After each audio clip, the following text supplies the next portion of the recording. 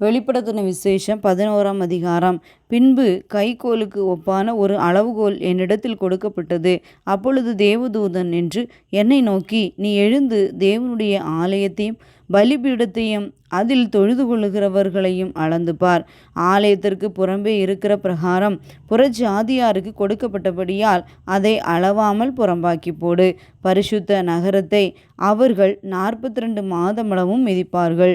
என்னுடைய 2 சாட்சிகளும் 2 வஸ்திரம் உடுத்தி கொண்டிருக்கிறவர்களாய் 1260 நாளளவும் தீர்க்க தரிசனம் சொல்லும்படி அவர்களுக்கு அதிகாரம் கொடுப்பேன். பூலோகத்தில் ஆண்டவருக்கு முன்பாக நிற்கிற 2 ஒலிவ மரங்களும் 2 விளக்கு தண்டுகளும் இவர்களே. ஒருவன் அவர்களை சேதப்படுத்த மனதாயிருந்தால் அவர்களுடைய வாயிலிருந்து அக்கினி புறப்பட்டு அவர்களுடைய சத்துருக்களை பட்சிக்கும். அவர்களை சேதப்படுத்த மனதாயிருக்கிறவன் எவனோ அவன் அப்படியே கொல்லப்பட வேண்டும்.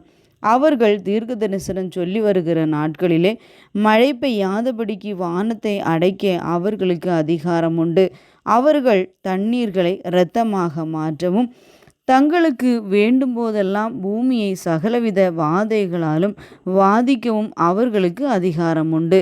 அவர்கள் தங்கள் சாட்சியை சொல்லி முடித்திருக்கும் போது பாதாளத்திலிருந்து ஏறுகிற மிருகம் அவர்களோட யுத்தம் பண்ணி அவர்களை ஜெயித்து அவர்களை கொன்று போடும். அவர்களுடைய உடல்கள் மகா நகரத்தின் விசாலமான வீதியிலே கிடக்கும்.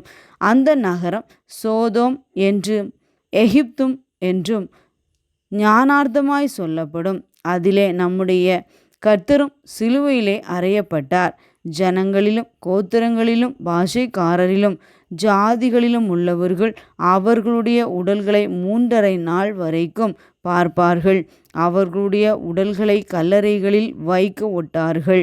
அவ்விரண்டு தீர்க்கதரிசிகளும் பூமியின் குடிகளை வேதனைப்படுத்தினபடியால் அவர்கள் நிமித்தம் பூமியில் குடியிருக்கிறவர்கள் சந்தோஷப்பட்டு களி கூர்ந்து ஒருவருக்கொருவர் வெகுமதிகளை அனுப்புவார்கள். 3½ நாளைக்கு பின்பு தேவனிடத்திலிருந்து ஜீவ ஆவி அவர்களுக்குள் பிரவேசித்தது. அப்பொழுது அவர்கள் காலூன்றி நின்றார்கள். அவர்களை பார்த்தவர்களுக்கு மிகுந்த பயம் உண்டாயிற்று. இங்கே ஏறி வாருங்கள் என்று வானத்திலிருந்து தங்களுக்கு உண்டான பெரிய சத்தத்தை அவர்கள் கேட்டு மேகத்தில் ஏறி வானத்திற்கு போனார்கள். அவர்களுடைய சத்துருக்கள் அவர்களை பார்த்தார்கள். அந்நேரத்திலே பூமி மிகவும் அதிர்ந்தது. உடனே அந்த நகரத்தில் 10 பங்கு இடிந்து விழுந்தது. மனுஷரில் 7000 பேர் பூமி அதிர்ச்சியினால் அழிந்தார்கள். மீதியானவர்கள் பயமடைந்து பரலோகத்தின் தேவனை மகிமைப்படுத்தினார்கள். 2ஆம் ஆபத்து கடந்து போயிற்று. இதோ 3ஆம் ஆபத்து சீக்கிரமாய் வருகிறது. 7ஆம் தூதன் எக்காளம் ஊதினான். அப்பொழுது உலகத்தின் ராஜ்யங்கள் நம்முடைய கர்த்தருக்கும் அவருடைய கிறிஸ்துவுக்கும் உரிய ராஜ்யங்களாயின. அவர் சதா காலங்களிலும் ராஜ்யபாரம் பண்ணுவார் என்னும் கெம்பீர சத்தங்கள் வானத்தில் உண்டாயின.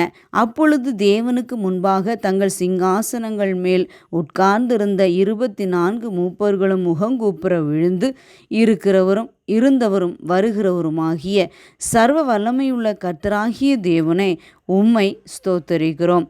தேவரீர் உமது மகா வல்லமையை கொண்டு ராஜ்யபாரம் பண்ணுகிறீர். ஜாதிகள் கோபித்தார்கள். அப்பொழுது உம்முடைய கோபம் மூண்டது.